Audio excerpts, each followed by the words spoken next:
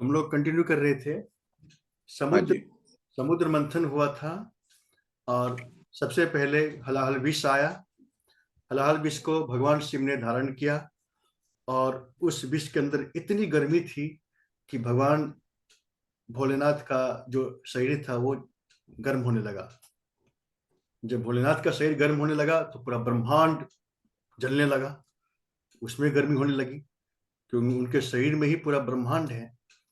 तब देवताओं के वैद्य अश्विनी कुमार ने बताया देवताओं को कि एक जड़ी बूटी है, एक पौधा है बेलपत्र, उसको जल के साथ उनके ऊपर दिया जाए तो उनका बहुत ही ये गर्मी शांत हो जाएगी। ओ। तुरंत वहां पे बेलपत्र लाए सारे। बेलपत्र तोड़ करके बेलपत्र उन पे दिया, उस पे जल की धारा चल दी उनके सिर के ऊपर। बेलपत्र दिया तो उनकी सारी गर्मी शांत हो गई और नॉर्मल हुए, तो पूरा ब्रह्मांड भी नॉर्मल हुआ।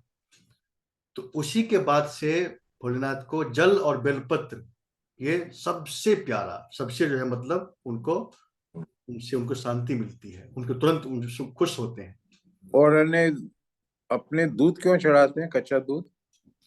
दूध तो है कि मतलब अभिषेक करने के लिए, तो अभिषेक करने के लिए आप दूध से अभिषेक करिए, कोई चंदन से करते हैं, कोई हल्दी से करते हैं, इसे करते हैं ताकि मतलब सबका अलग अलग विधान है। दूध से जो है दूध की तरह हम उनका वो गुण पाते हैं, हल्दी से हल्दी की तरह जो है वो हमारे जीवन में वो रहता है, सब खुशहाल ये रहता है।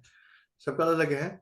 लेकिन जो मेन उनका जो अभिषेक है वो जल की धारा और गंगा जल, गंगा जल से करा दिया जाए तो समझिए कि वो सबसे प्रसन्न। तभी तो कांवड़ की यात्रा जो होती है उसमें गंगा जल भरते हैं लोग कांवड़ में और उनको अभिषेक करते हैं, उसे चढ़ाते हैं और बेलपत्र चढ़ाते थे। तो बस उनके लिए जो सबसे आसान प्रसन्न करने का जो रास्ता है, जल बेलपत्र दो चढ़ा दीजिए। और वो भगवान को इसीलिए आशुतोष कहा गया उनको, शीघ्र प्रसन्न होने वाले, सिर्फ जल बेलपत्र से प्रसन्न होने वाले।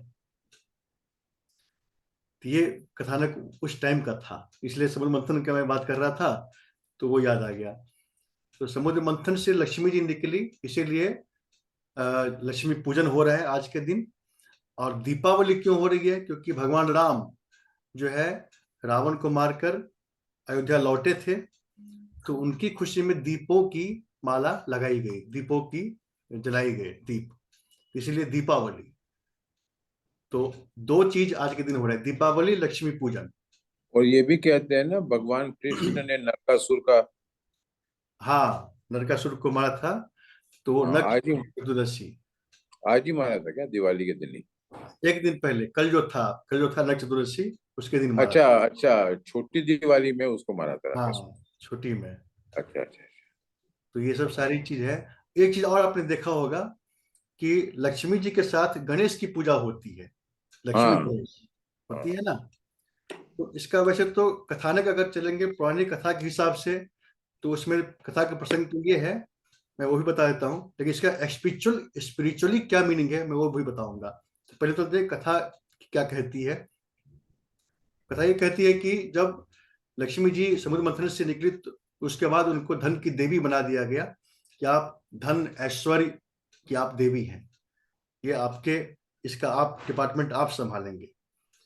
तो लक्ष्मी जी ने क्या किया, कुबेर को इसका धन का बना दिया मैनेजर, कि कुबेर जो है ये मैनेजर होंगे, मैं तो देवी हूँ, ये कुबेर जो है मैनेजर होंगे, ये अपना सैंक्शन करेंगे, जिसको देना है धन, क्या करना है वो अपना वो करें, ये काम इनके डिपार्टमेंट उनको दे दिया। लेकिन कुबेर महाराज, उनको तो बना तो दिया भंडारी मैनेजर, लेकिन वो थोड़ा कंजूस प्रवृत्ति के निकले, उनको किसी को धन देने में कंजूसी हो रही थी।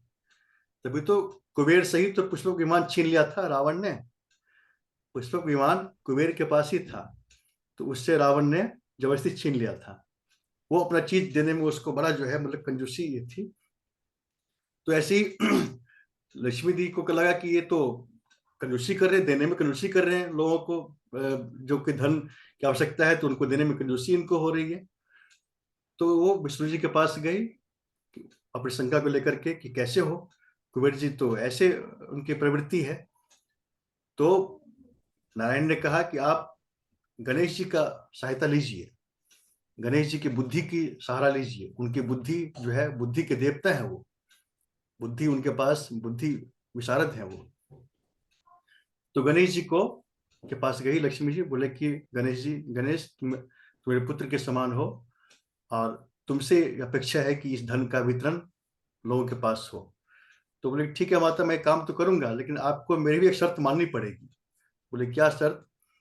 तो वो बोले कि मैं जिसको बोल दूंगा कि उधर जाना है, उधर धन जाना है, तो आपको सीधा भेज देना है। मतलब हाँ, किंतु परंतु कुछ नहीं करना है, सीधा जैसे मैं बोलूंगा कि इधर जाना है तो आपको दे देना है, कोई आपको टोकना नहीं है। बोले ठीक है, तुम जो कहोगे वैसे वही होगा। तो अब भगवान गणेश सबके विघ्न को हरने वाले, विघ्न विनाशक। तो किसी को अगर कोई ऑब्स्टेकल है, कोई विघ्न है, तो गणेश जी तो विघ्न तो हर लिए।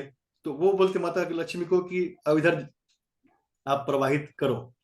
तो वो, इसीलिए लक्ष्मी जी के साथ गणेश जी की पूजा होती है। और इस टाइम जब वो दिवाली का समय है, तो इस समय में क्या होता है कि लक्ष्मी जी धरती पे आती है वचन करने के लिए, आती है सबके घरों में।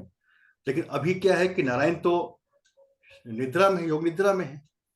वो तो देव उठनी एकादशी को दिन जो उनका जो है जगेंगे निद्रा से। इसीलिए वो गणेश जी को पुत्र बना करके साथ में वो आती हैं, और गणेश जी के साथ ही वो विचरण करती हैं धरती पे। ये हो गया आपका पौराणिक कथा के अनुसार इसका, कि लक्ष्मी जी के साथ गणेश की क्यों रहते हैं। अब मैं इसके स्पिरिचुअली मीनिंग बताता हूँ कि क्यों रखा गया, क्या प्रतीक है, ये सिंबल है, ये कहना क्या चाह रही है।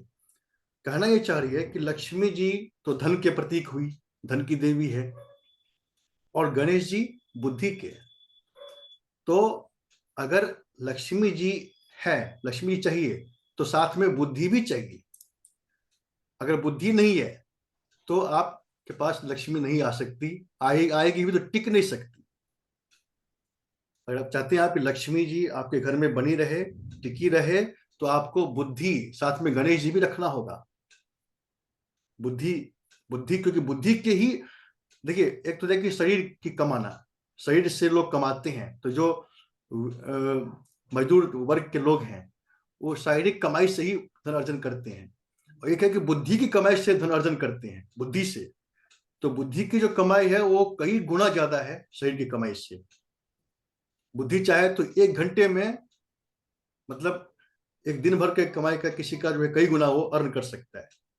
इसीलिए अगर साथ में बुद्धि गणेश जी हैं, तो लक्ष्मी जी बनी रहेगी और टिकी रहेगी।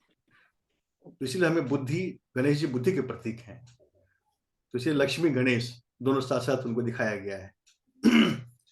स्पिरिचुअली मीनिंग जो इसका ये हुआ, इसका हम अर्थ लेते हैं। तो कथा में एक सिंबल है, उसका एक मीनिंग होता है कि ये उसका हम अर्थ लें, उसकी मीनिंग ये लें।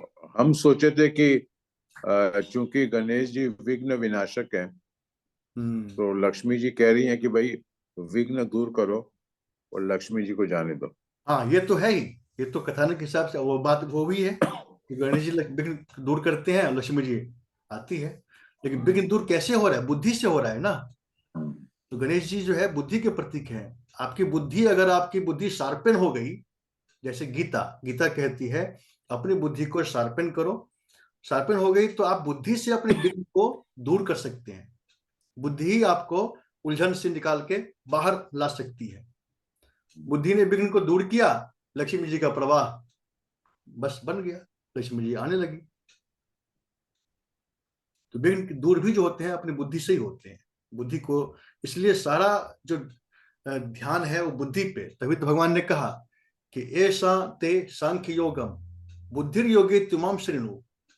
यहां तक तुमने सांख्य योग सुना, अब तुम बुद्धि योग सुनो। इसीलिए भगवान बुद्धि योग की बात की है बाद में।